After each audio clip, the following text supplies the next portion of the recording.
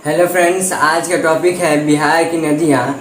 ये मैं इसलिए बता रहा हूँ क्योंकि बीपीएससी और यूपीएससी में यह टॉपिक से बहुत सारे क्वेश्चन आते हैं। तो चलिए दोस्तों, स्टार्ट करते हैं। सबसे पहले ये जो आप लाइन देख रहे हैं, ये कोई लाइन नहीं है, ये गंगा नदी है।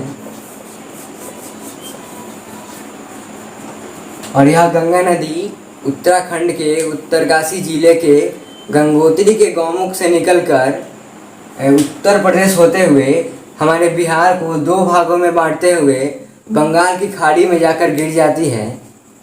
और इसकी बिहार में लंबाई 445 किलोमीटर है और इसकी कुल लंबाई 2525 किलोमीटर है।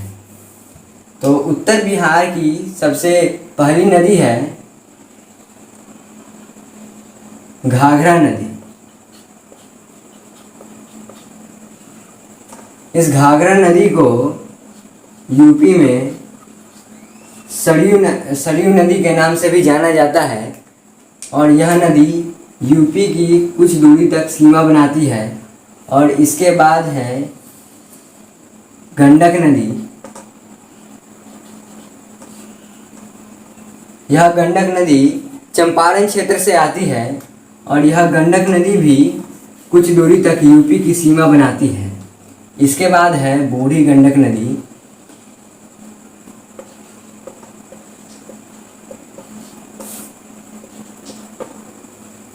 बूढ़ी गंडक नदी जो है यह हिमालय क्षेत्र से आती है, जो कि उत्तर में नेपाल है। और नेपाल में हिमालय पर्वत है। और उत्तर बिहार की जितनी भी नदियां हैं यह सब हिमालयन नदी है। और यहाँ बूढ़ी गंडक हिमालयन क्षेत्र से आकर गंगा में मिल जाती है। इसके बाद आती है बागमती नदी, कमला नदी और इधर से कोसी नदी। यह कोसी नदी जो है और यह बागमती और कमला, यह तीनों एक जगह समाहित होकर गंगा नदी में मिलती है। यह बागमती नदी है,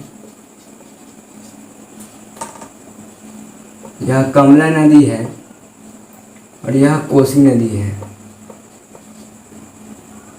यह कोसी नदी को हम लोग बिहार का शोक भी कहते हैं, बिहार का प्रलय, क्योंकि यह हिमालय क्षेत्र से बहुत स्पीड से अपने बहाव को लेकर आती है और उत्तर बिहार में बाढ़ लाने का काम करती है। इसीलिए इस कोसी नदी को बिहार का शोक कहा जाता है और प्रलय। इसीलिए उत्तर बिहार बाढ़ के लिए प्रसिद्ध है।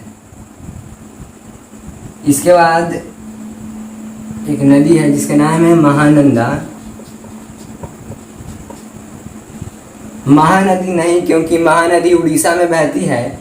और यह महानंदा से बस एक ही प्रश्न आते हैं कि उत्तर बिहार के सबसे पूर्वी नदी कौन सी है, तो महानंदा नदी। इसके बाद आती है दक्षिणी बिहार की नदियाँ। दक्षिणी बिहार जो है सूखा के लिए प्रसिद्ध है। दक्षिणी बिहार की सबसे पहली नदी है कर्मनासा नदी।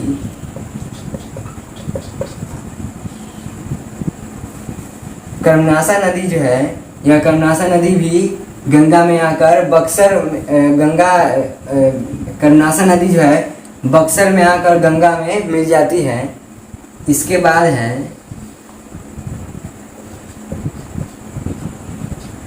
सोन नदी। यह सोन नदी जो है यह मध्य प्रदेश के अमरकंटक से आती है और गंगा में जाकर मिल जाती है। इसके बाद है पुनपुन नदी।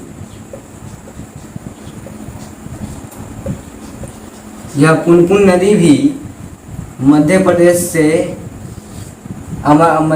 के अमरकंटक से पहाड़ी से आते हुए पटना में एक जगह है फतुहा,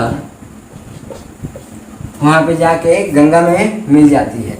इसके बाद है फल्गु नदी। इसको निर्जना नदी भी कहते हैं और यह फल्गु नदी भी गंगा में जाकर मिल जाती है। इसके बाद है क्यूल नदी। जो कि छोटी नदी है, इससे प्रश्न 9 के बराबर आते हैं।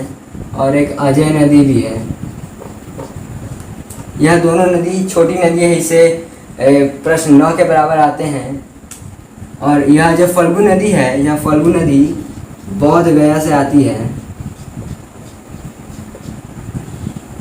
और गंगा नदी में मिल जाती है। तो दोस्तों आप देख सकते हैं मैंने उत्तर बिहार की प्रमुख नदियाँ और दक्षिणी बिहार की प्रमुख नदियाँ बता चुका हूँ। तो दोस्तों कैसा लगा ये वीडियो कमेंट में ज़रूर बताइएगा, लाइक सब्सक्राइब शेयर कीजिएगा। Thank you.